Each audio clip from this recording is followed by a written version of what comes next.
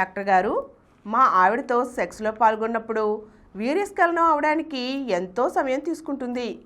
అదే ఆంటీతో సెక్స్లో పాల్గొంటే క్షణాల్లో పడిపోతుంది. ఆంటీ హాట్గా ఉంటుంది, నా భార్య హాట్గా ఉండదు. అందుకనే వీర్యం త్వరగా పడటం లేదా?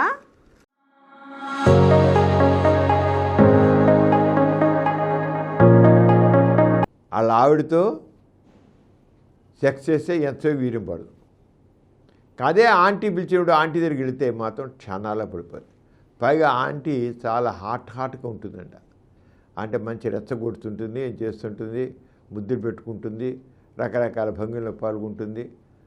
దాంతో ఆంటీ హాట్గా ఉంటుంది అన్నాడు. మరి భార్య హాట్గా లేదు ఈ దృష్టిలో. మరి ఆంటీలాగా తెగించి ఇది అది చెయ్యి, అలా చెయ్యి, ఇలా చెయ్యి, ఇలా చేద్దాం, అలా చేద్దాం. ఆంటీలు అయితే ఇలా చేద్దాం, అలా చేద్దాం, నువ్వు అలా ఉండు, నేను ఇలా ఉంటాను, నువ్వు అలా చేయి, ఇలా చేయని వాళ్ళు చేయించుకుంటూ ఉంటారు. ఎందుకంటే కావాల్సిన సెక్స్ కోసం కదా పరావాళ్ళని పెట్టుకొని పిలిచేది. అంచేత ఆంటీ హాట్గా ఉంది, నా భార్య హాట్గా లేపడమే కారణమా? అందుకని భార్య దగ్గర వీరం పట్టడం లేదా అంటే ఇది ఏమంటే ఎరోషల్ డిజార్డర్ అంటాం. ఎరోషల్ డిజార్డర్ అంటే ఆ ఉద్రేకం, కామం చెలరేకపోవడం. భార్య స్తబ్దతగా ఉండడంతో కామం చెలరేగటం లేదు ఇతనిలో.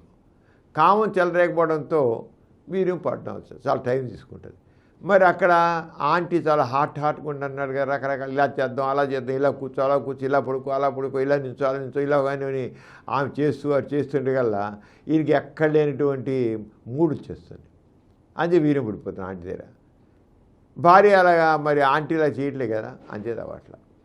అంతే తప్ప ఏం కాదు, హాట్గా ఉండడం కాదు. భార్య స్తబ్దుతుంది, ఆంటీ కొద్దిగా ఓవర్గా ఉంది, అంచేత అవుతుంది, అంతే తప్ప ఇంకేం కాదు. ఈయన ఎరోషల్ డిజార్డర్ అంటాం. స్పందించకపోవడం, సరే భార్య దగ్గర స్పందించకపోవడం అని. భార్య దగ్గర సరిగ్గా స్పందిస్తే తప్పకుండా వీర్యం త్వరగానే పడుతుంది.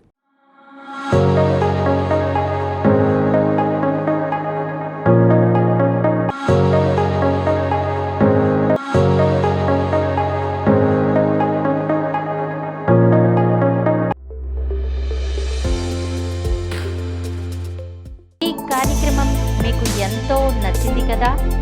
ఇటువంటి మరిన్ని వీడియోల కోసం అనతి కాలంలోనే 21 కోట్ల వ్యూస్ సాధించిన సమరం ఛానల్ సమర్పించు డాక్టర్ సమరం ఛానల్కు సబ్స్క్రైబ్ చేయండి, లైక్ చేయండి, మీ ఫ్రెండ్స్కి షేర్ చేయండి. అలాగే ప్రక్కనున్న గంట సింబల్ని ప్రెస్ చేయడం మర్చిపోకండి.